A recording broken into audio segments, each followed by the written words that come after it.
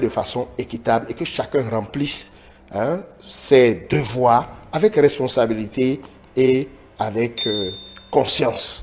Merci beaucoup à vous. Alors, Jacob Agamon, sur ce plateau, vous avez suivi Augustin Sodinou, qui est revenu de façon approfondie un peu sur le processus jusqu'à ce niveau, c'est-à-dire de la présidentielle, en passant par les communales jusqu'au niveau des législatives à présent. Vous, quelle appréciation faites-vous justement de la chose, de la manière dont ça se passe au niveau de la Sénat? Je voudrais dire au présidentiel, par rapport au présidentiel, soyons dans la sincérité et soyons dans la vérité. Ce qui s'est passé au présidentiel, nous voyons clairement que le choix ou bien l'objectif du peuple n'a pas été pris en compte. Je vous dis par là. Je voudrais dire simplement que sans l'opposition dans notre pays, le Bénin, nous ne pouvons pas aller à une élection équitable. Nous ne pouvons pas aller à une élection comme élection d'ailleurs. Autant de Kérékou, nous le savons, autant de Soglo, nous le savons, et autant de Yaïboni. Dans 2016, on a vu qu'on a fait une élection qui même a porté le peuple était dans la joie. Je me rappelle très bien en 2016. Donc, je voudrais dire ce qui s'est produit au niveau du présidentiel, sans vous mentir, le peuple n'a pas la joie au cœur parce que on n'a pas cédé, on n'a pas donné la priorité à notre peuple béninois de participer à l'élection. Qu'est-ce que vous le faites dire si nous savons bien évidemment que c'est conformément au test que les choses ont été reprochées, bien évidemment. Et les conformément au test, vous voyez déjà, les conformément au test, si on va dans ce qui s'est produit au niveau de Sodinou Michel, entre les démocrates, nous voyons déjà que aujourd'hui on voit là où Sodinou se retrouve. On voit déjà que Sodinou a été manipulé pour pouvoir dissoudre LD au niveau de présidentiel. Nous voyons aujourd'hui Sodinou a réclamé son parrainage au moment où il avait donné un autre parrainage. Et quand il a réclamé cela, en dehors de tous ces manigances qui s'est produit, nous voyons à la fin que Sodinou même n'a pas eu le courage, ça dit ça ne vient pas de lui et ce n'est pas même pas ce qu'il veut. En tout cas, vous n'avez pas les preuves justement de ces allégations. Je n'ai pas les preuves. Je lis maintenant c'est la lecture. Sur là où, si je regarde Sodinou Michel, là où il est aujourd'hui, la liste qu'il porte aujourd'hui montre réellement que Sodinou, donc c'est ce que tu voulais faire quand tu réclamais.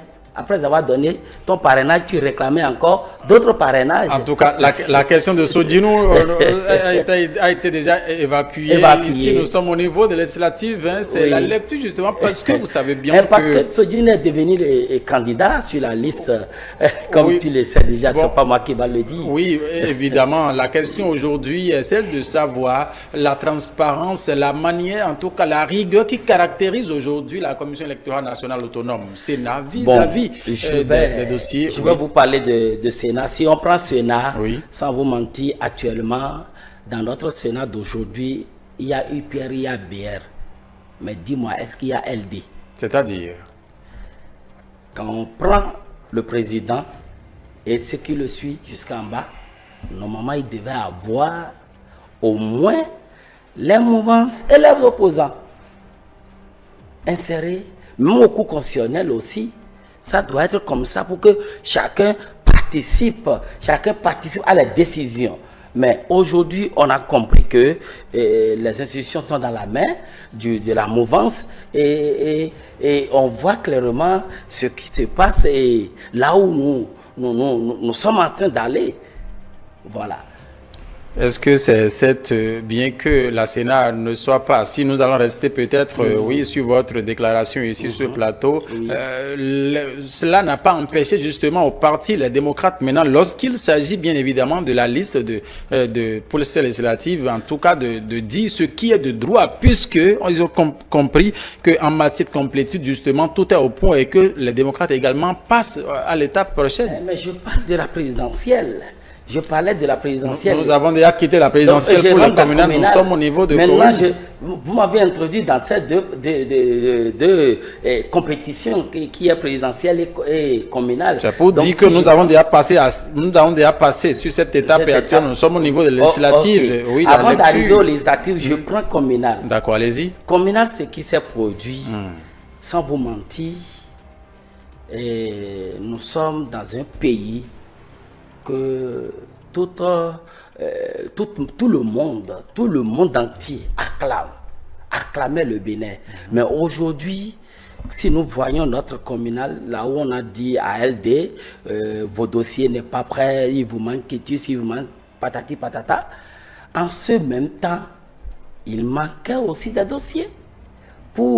Si on prend le cas de FCB, si on prend le cas des autres, mais on lui a dit, vous ne pouvez pas faire le complément tel que les autres sont en train de faire les compléments. Ah bon? Ah oui. Donc, je vous dis... Vous avez les preuves de cette allégation? Vous allez suivre dans les journaux, j'ai vu dans les journaux et des gens qui ont parlé, qui ont dit, ils ont dit actuellement là où nous sommes, nous voyons que FCB est en train de faire le complément. Donc, la Sénat accorde la chance à tous les partis politiques de participer aux élections comme il le faut. C'est lorsqu'il y a quelque chose qui ne va pas conformément au test là que les partis ont été disqualifiés. Mais quand on disqualifie l'autre et l'autre a la priorité de participer ou bien de compléter ces dossiers, alors là nous pouvons dire il y a une injustice. Augustin Sodinou, est-ce que vous avez cette information? Non, ben écoutez, lorsqu'il y a une fuite en responsabilité, on refuse de se poser les vraies questions. Je serai à la place des responsables du parti Les Démocrates. Je vais me concentrer sur moi-même. Est-ce que c'est vrai qu'au niveau de la complétude des dossiers déposés au niveau de la Sénat, que j'ai des problèmes ou non? Je me concentre sur moi au lieu de vouloir me comporter comme quelqu'un qui regarde là-bas alors qu'il n'est pas prêt lui-même. Quel est le problème de LD au moment où il y a peut-être un autre parti politique qui n'est pas prêt? Le problème de LD, si moi j'étais membre de LD ou l'un des responsables de LD, c'est de se concentrer sur moi-même et de me rassurer que ce que je fais, que personne ne me brime dans mes droits. Dès lors que le chargé de communication du parti a communiqué, a reconnu qu'il y a des dossiers qui manquent, à partir de ce moment, il faut se rendre responsable et laisser le reste. Ce n'est pas parce que moi, j'ai été épinglé par la loi qu'il suffit de commencer par crier pour dire « Je ne suis pas le seul qui soit défaillant. Il y a un autre qui est défaillant. » Es-tu habilité à voir celui qui est défaillant? Un joueur qui est sur le terrain, qui joue contre une équipe adverse, et tu laisses, on te met un but, et tu dis, ben en réalité, l'équipe adverse là, il y a un joueur dedans qui est en train de fauter. Est-ce que ton rôle était de venir surveiller l'équipe adverse qui est en train de fauter? Ou de défendre ton camp et d'aller mettre les buts?